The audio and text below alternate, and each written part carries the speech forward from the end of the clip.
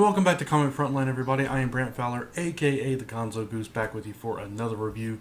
This time we're talking Spider-Man, issue number 12. Written by Brian Michael Bendis with art by Sarah Pichelli, inking assist by Gaetano Carlucci, colors by Justin Ponser, lettering by BC's Corey Petit, cover by Sarah Pichelli and Jason Keith.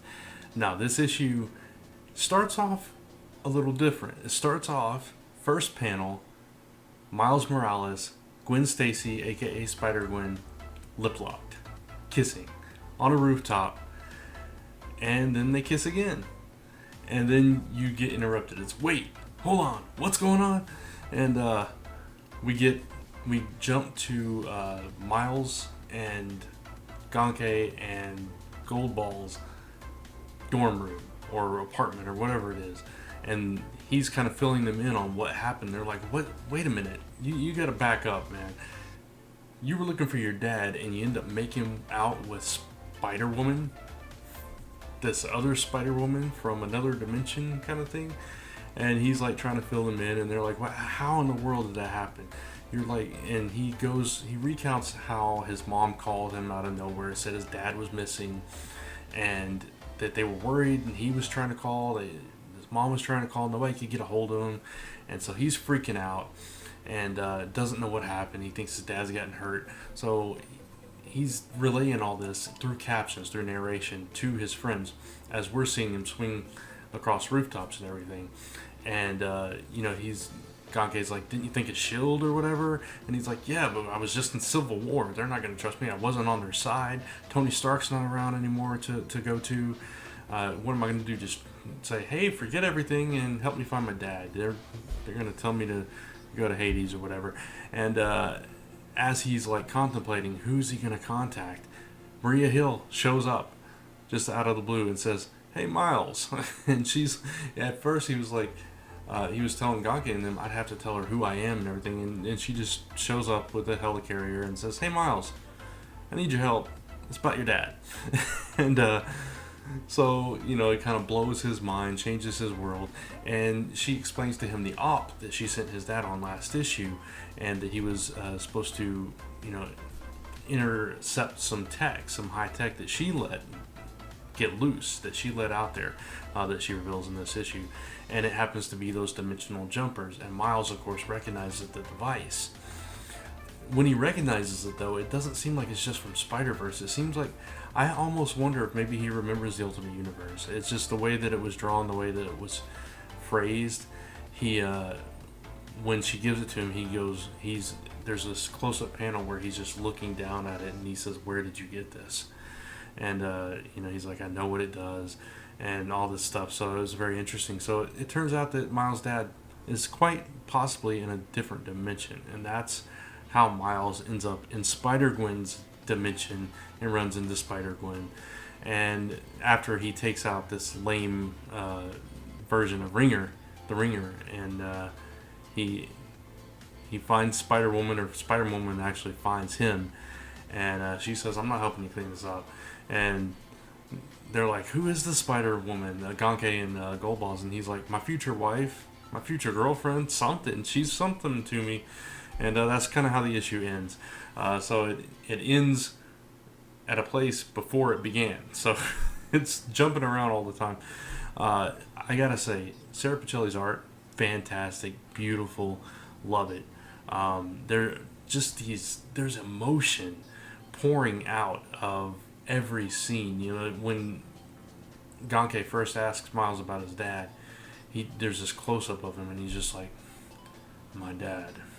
And it's just like you could feel the frustration and just the confusion in just that little panel close up, and just some beautiful action too. There's this one page where he's dodging in and out of rings that the Ringer is throwing at him and stuff. It's just beautiful, beautiful art. There's only one panel that was questionable, and it's when Miles is on the bridge. And he's kind of standing with a tilt, and he kind of looks a little feminine. But other than that, fantastic artwork, all in all throughout. And the writing it's very dense. If you don't like wordy comics, you're not going to like this issue. It is Bendis. He is a talking heads kind of writer.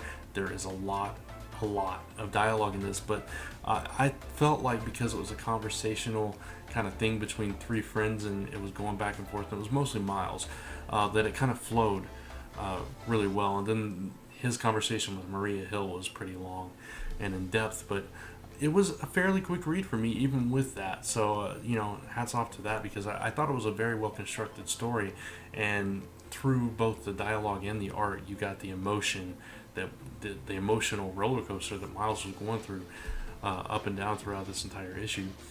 And I love that this is finally back on a Miles story, and it's focusing on that. And yeah, it's with his dad. Maybe it did happen in the Ultimate Universe before, but this is the 616 or Earth Prime or whatever you want to call it now. And it's an interesting and intriguing story that he's going to have to go to these different dimensions to find him, but we don't know, because he's already back during the course of this story where he's explaining everything to Ganke and Goldballs. He's back, and it's after this encounter with Spider-Gwen, so we don't know what's happened. That frustration and that confusion on his face that I talked about, he could have found him and something happened. We don't know. It's still got to unfold. So I think it's a beautifully constructed story, both with the writing and the art. I thought this was a fantastic issue of Spider-Man. I really enjoyed it, and even though I'm a little skeptical about the Spider-Gwen Miles thing, it kind of fits, it kind of works, and it's kind of cool. So I want to see where it goes, and what happens from here, and how they actually ended up hooking up and all that stuff. So I'm down for this one. I give this one, I'm gonna give it a 4.25 star out of 5. Really good. Just little nitpick with that, and the fact that there was some progression, but it was a flashback kind of in a way.